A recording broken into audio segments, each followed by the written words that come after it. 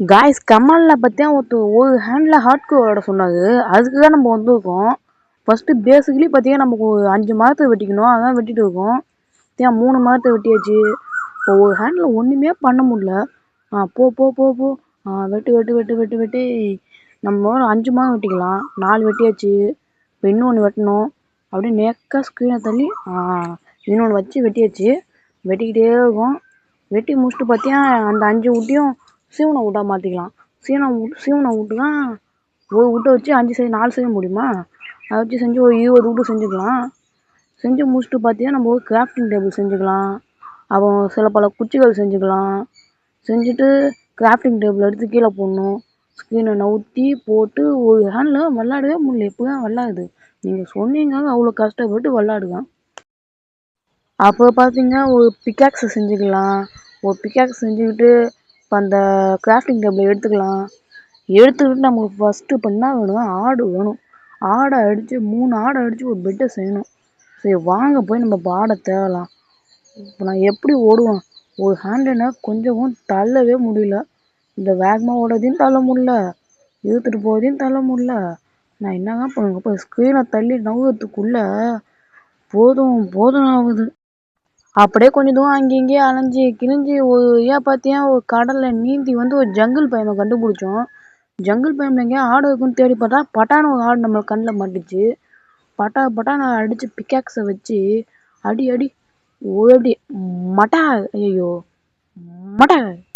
ஒரு ஃபிங்கரில் பார்த்தீங்கன்னா ஒரு ஆடை கூட அடிக்க முடியல. அதுக்கும் பாருங்க என்ன நம்ம திட்டிட்டு ஓடுது. அடி குழி எடுத்து மேலே வச்சு மண்ணா பார்க்க மண்டையிலே அடிப்பான்.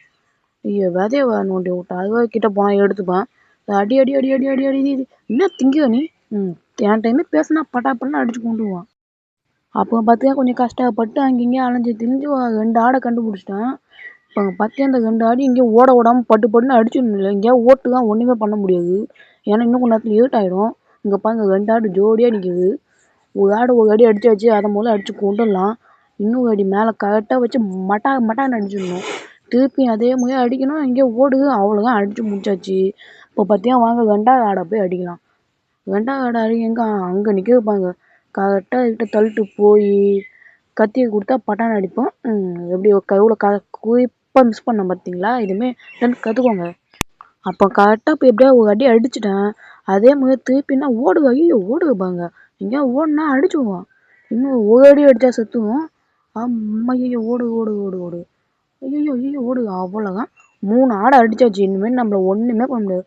கிராஃப்டிங் டேபிளை கீழே போட்டு உள்ளே போய் முதல்ல ஒரு பெட்டை செஞ்சுக்கலாம். வாங்க இப்போ பார்த்தீங்கன்னா அந்த பெட்டை செஞ்சாச்சு.